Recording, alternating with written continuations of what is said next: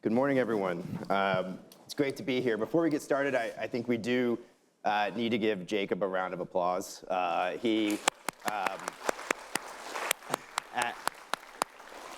we all know, starting and launching events are never easy, and it's really amazing to see what Jacob has built here. For those who don't know me, I'm James Capo. I'm the CEO of Omeda. With me today is Anne-Marie O'Keefe, whose initials actually are AMO. We didn't do that on purpose. Anne-Marie is the COO of Mansueto Ventures, Inc. and Fast Company. Great to be here with you this morning. Thank you, you too.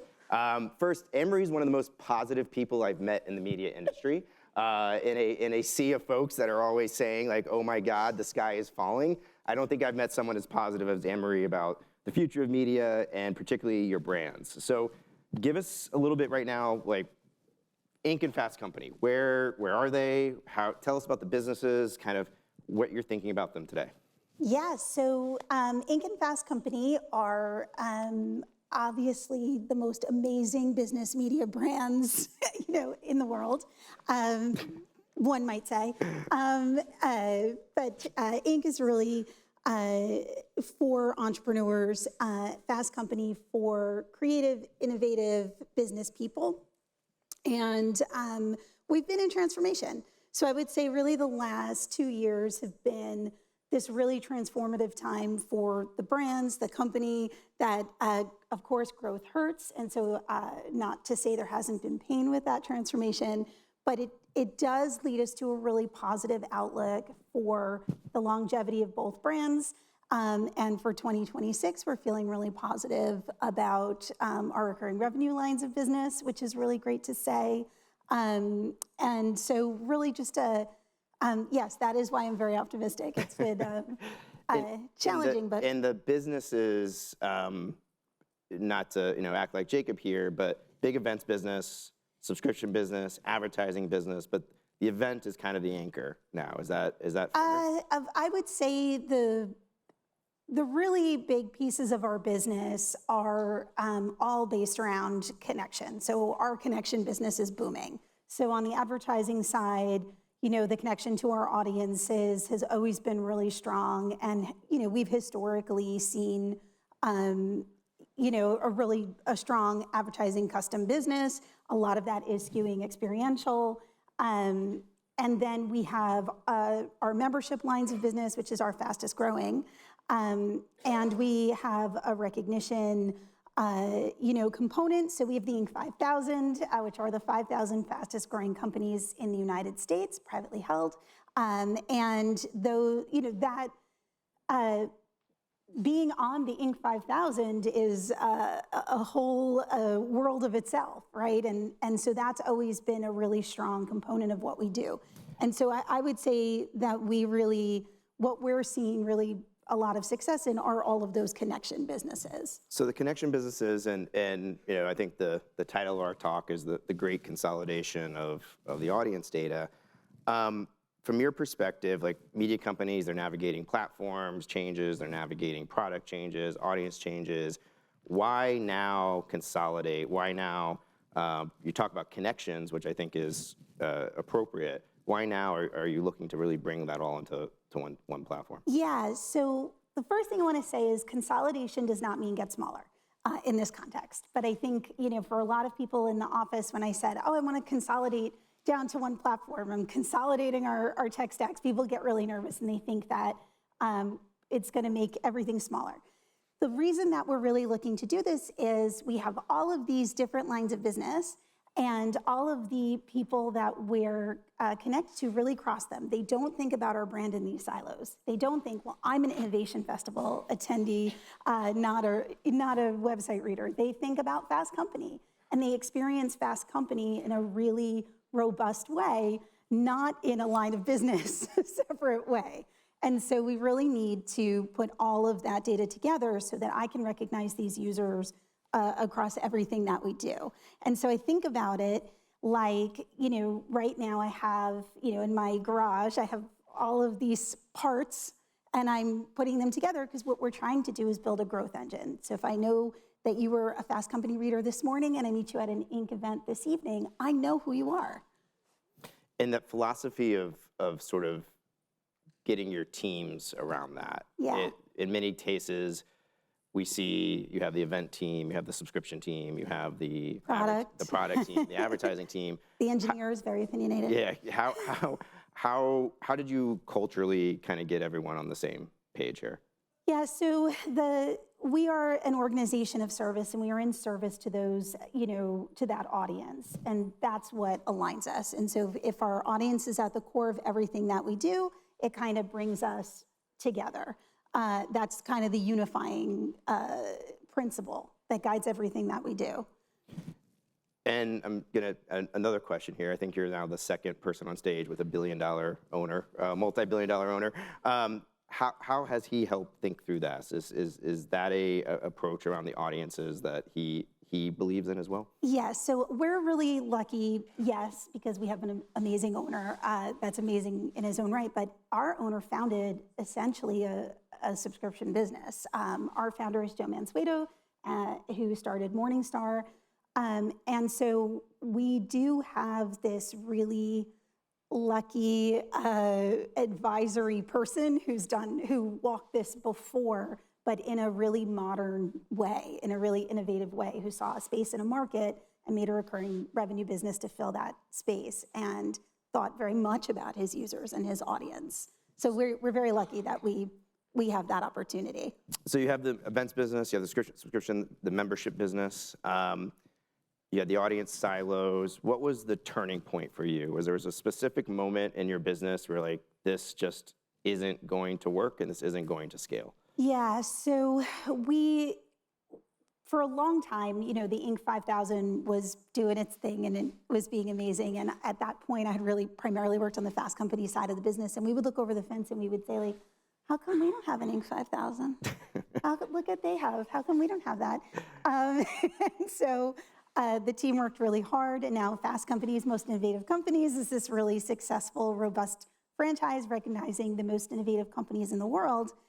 And what's happening now, and you start to see it as that piece started to scale, you have to you're downloading the email newsletter list, and then you're downloading our, subscriber list, and you're downloading a list from a different system of event attendees, and then you're cross-referencing them. Thank God the marketers are good at pivot tables, and you're saying like, oh, this company has done, these 10 things with us. I think we should reach out to them about, this program. And as we launched more of those, we just realized if we're going to continue to develop new products, we really needed a system that we could plug into for audience. And so that was really the big turning point. We just couldn't take it anymore because it was either stop scaling, stop growing, or, do the actual work of putting all these systems together. Yeah, the human APIs, as we sometimes call it. Yeah, that's a good name for them. How do you view the business in terms of like consumer versus B2B? Because you guys kind of are in a little bit of both, I would say. Yeah, I always say that, like we sit right on the fence. So our subscriptions and our magazines and our newsstand had always been thought of as really highly consumer businesses. And then something like the Inc. 5000 or Fast Company, Most Innovative Companies, we really thought about, well, those are our B2B businesses. And then 3 years ago, membership comes along and just blurs that like crazy, because we have people joining the Fast Company Impact Council themselves because they believe in that and it's something that they want to be a part of for themselves personally. And then there are companies that approach us and say, we would like a seat at the Impact Council or one of your most innovative companies. Let's talk about which of our executives you think. And that's when it started to get really blurry. And so now I think we occupy a really neat gray space. One of the things I really like about where we are now is, I noticed a lot of growth marketers, they like working at Inc. 5000 companies. So they don't work at an Inc. 5000 company. These are people who love working at growing companies, and they bring with them, we've got to be on the Inc. 5000 at their next one.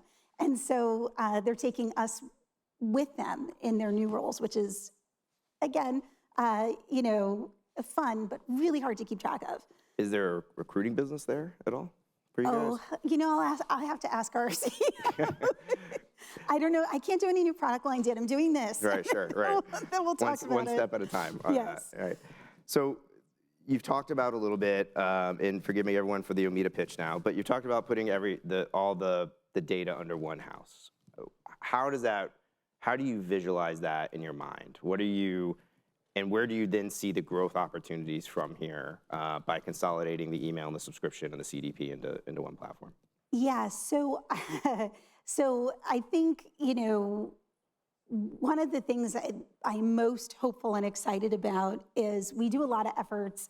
I think that this audience would call them like spray and pray, because you don't really know who's all on this list, but you also have the number to hit, and so you're like, hey, 400,000 people, I'm doing this thing that probably only 400 of you care about.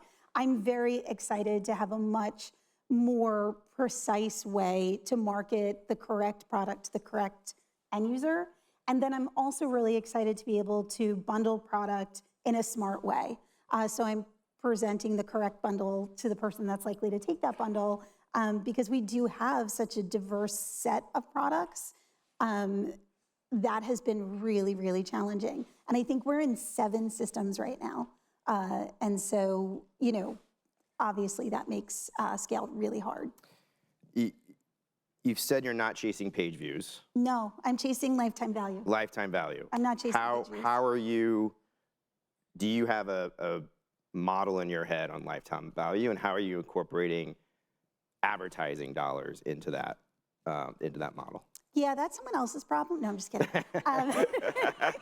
Just kidding. Her name's Cece. It's her problem now.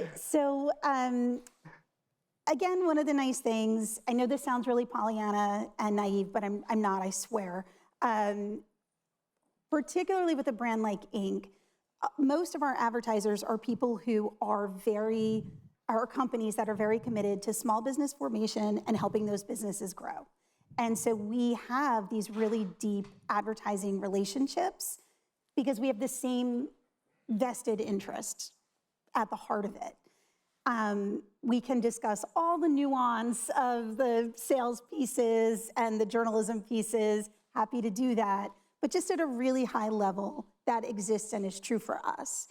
And so I think about it quite a bit.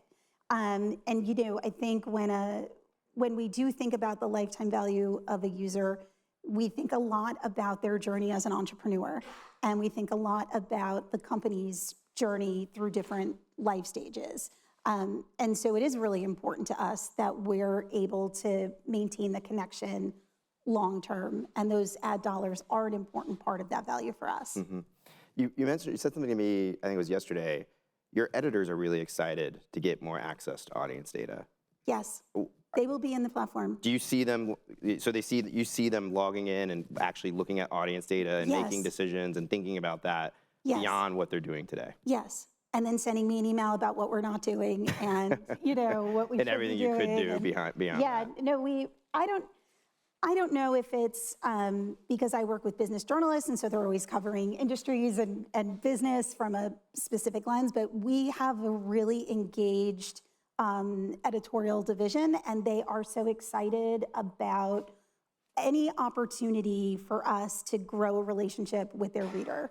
And I actually didn't realize until yesterday that was a little bit of an anomaly. I thought everybody's newsroom was just like super involved and opinionated on the business. Apparently not. So I'm dealing with some very special people. But we're an editorially led company. We always have been. It's something that I really, really like about working at Mansueto Ventures. And so we've just always partnered in such a meaningful way. It's really like it's a collaborative effort. And we have a few seconds left. Are your editors comped at all on? I wouldn't know that. No? Okay. So I don't oversee the editorial teams at all. And my 2 editors-in-chiefs are 2 of my favorite people to work with, but I definitely don't have any insight into how they run their departments or how they comp their staff. We had an interesting conversation about how editors can be part of this sort of growth of the audience yesterday, so it was interesting. So just the last few seconds here, Anne-Marie, thank you so much. We've got a lot of media operators in the room. You're kind of beginning this journey of getting that really central view of the audience here, what's a piece of advice that you would give to the folks in the room around this? So the big piece of advice, and I think I say this a lot internally, if we don't believe that this is going to work, or we don't believe that the industry isn't going to fall apart, or if we don't believe that what we're putting out is good and amazing, no one else will either. And so I think we really have to think about always, like any other business, how we're serving the needs of our customers and make that centric to what we do. It's the most important thing that we do. And then we have to believe we can do it better than anybody. And I think, what I hear a lot, I go to a lot of events. This is the complaint that James gets from me. And I know it's like way cooler to be jaded and cynical about this industry. I know that. I absolutely know it is.